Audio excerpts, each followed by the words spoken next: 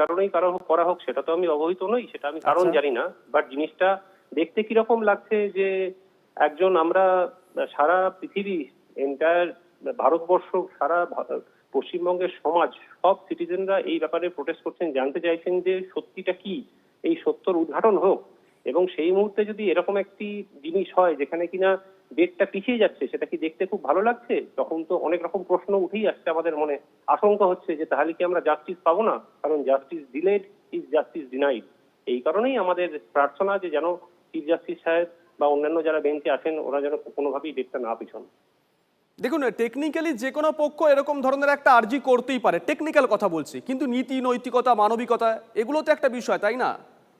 absolutely, সেই কারণেই আমি এই জিনিসটা আপনাদেরকে মানে যেটা পশ্চিমবঙ্গ যারা আছেন, যারা এই জিনিসটা নিয়ে চিন্তিত, তারা যেন জানেন এই ব্যাপারটা, যে এই ব্যাপারটা ঘটতে চলেছে এবং এই ব্যাপারটা